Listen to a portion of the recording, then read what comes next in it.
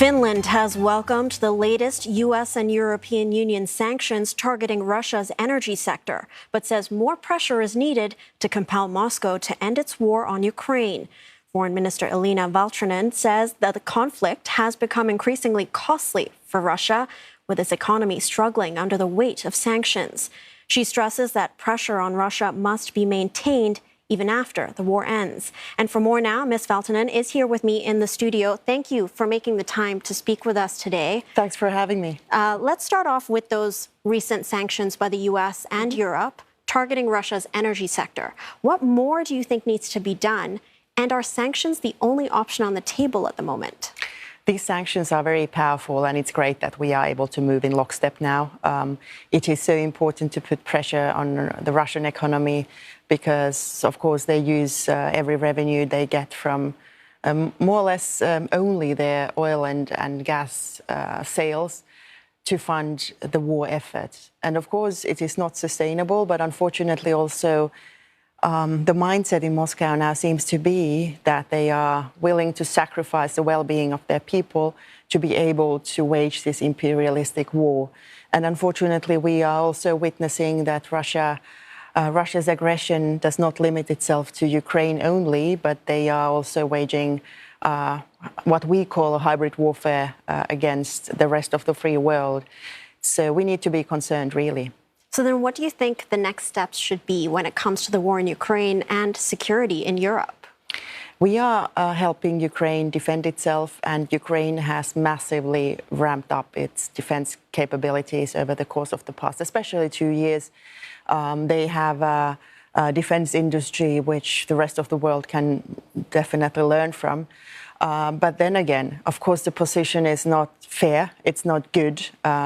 You are a smaller country attacked by a much larger neighbor who does not shy away from even civilian casualties, because Russia has been specifically targeting civilian infrastructure. They just last week hit a kindergarten. So this war needs to come to an end. And in order to be able to force Russia to come to the negotiation table, and not only that, but to really agree on a peace deal which lasts, but which is also fair and is or complies with the UN Charter, we have to make the economy weaker. And we just hope that the Russian people will, at some point, be able to live in a future where they look eye to eye to all partners around the world, especially Europe, in strong partnership. But this aggression needs to come to an end. So more sanctions, yes, but we already now see that the ones in place do work. They are wearing the Russian economy down. So, yeah, more has to be done, and we just have to be patient. You mentioned that Russia may not just focus on Ukraine and other parts of Europe. There are fears that they could also come under Russian attack. And we've seen this with Finland in the past. In 1939, there was an assault on Finland from Russia. And so from Finland's perspective then, what needs to be done to maybe prepare to boost security in the region? We are ramping up our defense and deterrence across Europe and in NATO quite massively at the moment. And that is certainly in the right direction. And again, not in order to threaten anybody. That seems to be the Russian narrative. But in order to stay safe. Finland, for that matter, we have been independent for a little bit over than 100 years. And well, we are proud of our country. We, of course, as a small nation, approximately the size of Singapore, population-wise, we just, want to be able to live our lives the way we are doing it. And actually, we are now, for the 8th time in a row, the happiest country in the world. But we know that, unfortunately, on the other side of the border, the world looks quite different. And therefore, we have always invested very heavily in our own defense and deterrence. And now we are happy that the rest of Europe is doing the same. And together, we are, of course, so much stronger. But yeah, probably it wasn't by accident that in Alaska, when my counterpart, Sergei Lavrov from Russia, was visiting America, he wore this Soviet Union sweater. So apparently, the current leadership in Russia is taking its, I would say, influence from decades ago. You mentioned those talks in Alaska when President Trump met President Putin. Now, President Trump has been communicating with the Russian leader, but it seems like Europe isn't part of those discussions. Do you think they should be part of it? And why hasn't President Trump maybe engaged more with Europe when it comes to European security? We commend and really applaud the spirit of President Trump to put an end to this war. At the same time, we are also telling our American friends that for Russia at the moment, it is not only about Ukraine. They are interested in a military power position and subjugating also other nations, especially in Europe, but also elsewhere. We do see that Russia is using its influence also in, say, Sahel in Africa to organize military coups, to organize instability.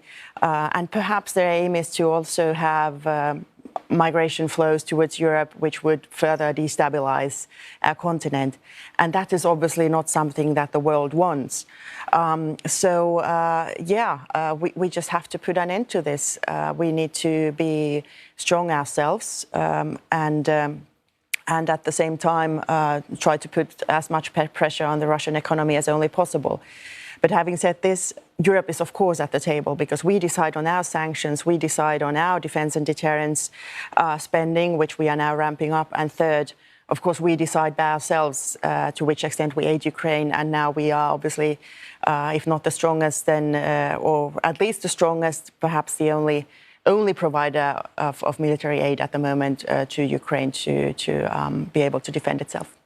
In putting an end to the war, you had earlier mentioned forging a peace deal. What do you think this peace deal would look like? I mean, if we look at the peace deal between Finland and Russia, Finland had to cede about 10% of its territory. Correct me if I'm wrong.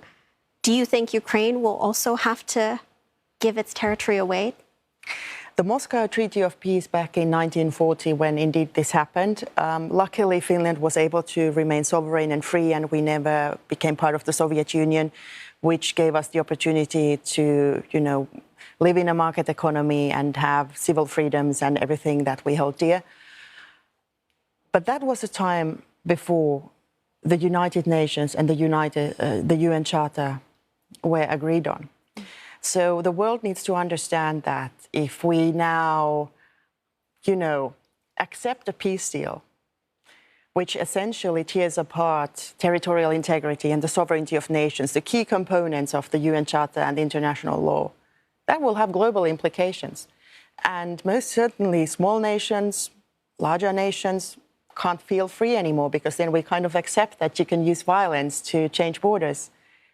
And of course, everybody, at least everybody I know, hopes to live in a world where we have peace, respect for each other, and certainly that we adhere to international law.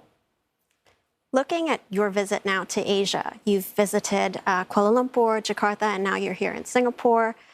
How does Southeast Asia and the Indo-Pacific fit into Finland's strategy for defense cooperation? I'm so glad I'm here. First of all, meeting counterparts from all of these countries and also from ASEAN, so it's the larger region. And there's so much we have in common as like-minded nations to start off with, this fundamental respect for multilateralism. And that's why I think it was a true honor for us in Finland to be now able to sign the Treaty of Amity and Cooperation with the ASEAN countries.